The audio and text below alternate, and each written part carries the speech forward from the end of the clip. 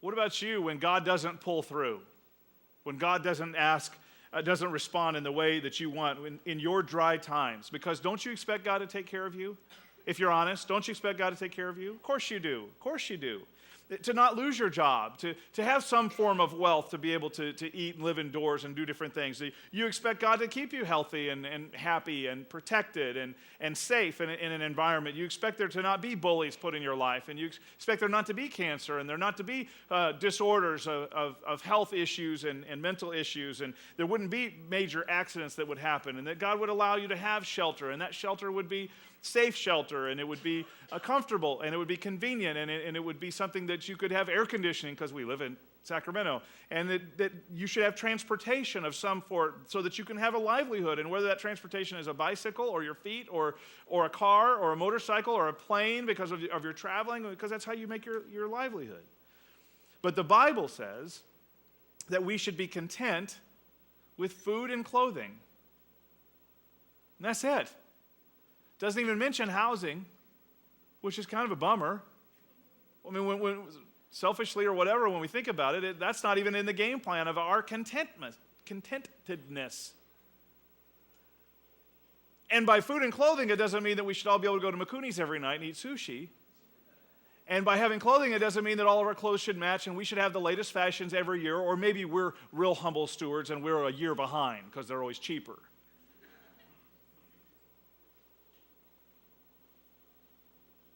That brings us to our memory verse for the week. It's on the front of your programs, and it's on your notes that I hope that you'll follow along that look just like this. But our memory verse is in 1 Timothy chapter 6, verse 6 through 8, and it says, "But godliness with contentment is great gain. For we brought nothing into the world, and we can take nothing out of it. But if we have food and clothing, we will be content with that."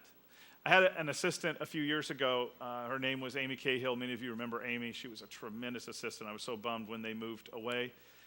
She recently took a trip to Ecuador, and it was a missions trip where they did VBSs and saw a bunch of people come to Christ, and they helped these people, and it was just awesome. And she's going to go, and she's trying to recruit me to go and my family. And, enjoy yourself. I've got plans for January. So anyway, I think they're going to go every January. So she went, and one of the things she noticed about the people in Ecuador was just, where they went anyway, was just how unbelievably poor they were. They had very, very little. And yet, how extremely happy they were. They were an overriding, very happy, content group of people. And her take on that after coming back to the United States after being there, and I put this in your notes because I thought it was so good, we're suffering from a little bit of affluenza. Not influenza, affluenza, affluency, affluentness, richness.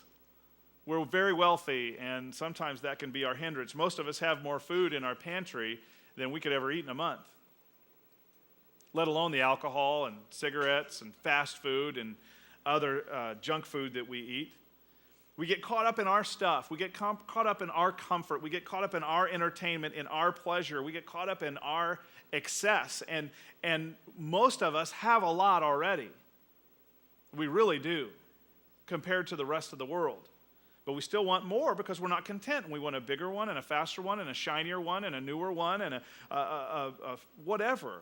Whether it's clothes or cars or games or computers or boats or houses or jobs or paychecks or big screens, whatever, we really don't go to God and say, "God, give me that stuff," because that would just be too materialistic and blatant, wouldn't it?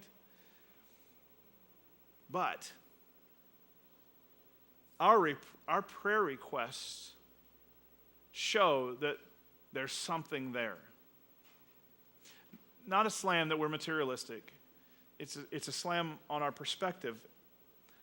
When we send all these prayer requests to God, and many of you write those down, and you should continue to do that, but when we don't get what we ask for, whether we write it down or just pray to God, what do we think? Almost half the world, and you could see on your programs the graph there.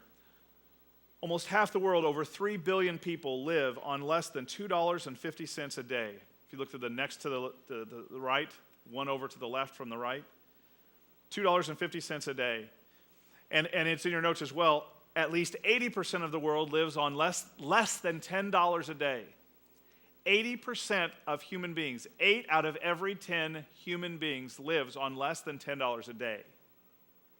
I know what our babysitter makes. You see what I'm saying? It's perspective. Because God cares about the whole world. Would we agree with that? Jesus came to save the world, not America. Not that he didn't come to save America. We're part of the world, but we're only a part of the world. Nearly 1 billion people started the 21st century unable to read a book or to sign their own name to a document. Water problems affect half of all of humanity. Of those that have water problems, 1.1 billion have no access to water or limited access or access to lousy water, and 2.6 billion of the 6.4 or so, 6.46 billion people in the world, 2.6 have a lack of sanitation, improper sanitation. Of the 2.2 billion children in the world, 1 billion of them are in poverty. Almost 1 out of 2 children are in poverty. In 2005, 1 billion people were living in slum conditions. The poorest 10% of all the consumption, not of corporations, but of private consumption, of all the things that we consume, the poorest 10% account for just 0.5%, not even 1% of all of it. But this is in your notes. The wealthiest 20% accounted for 76% of all the consumption. And you know who that is, the blank there? Put us. That's you and me. We talked about it before. If you own a car, you're probably in the top 3% of all the world. If you have a car. So I would say that we are most certainly in the top 20%. Wouldn't you agree, based on what we know? 76% of all the consumption in the world is consumed by that 20%. 59% of the top 10% of people, which is us as well. So is that bad? Should we be ashamed of our waste? Or should we be proud to live in America? Or a little of both. Regardless of where we live, this is our culture. This is where we live. This is how we were blessed to grow up in this type of an environment. But I want us to look at what in your notes there, what God desires for us. What are his plans for us?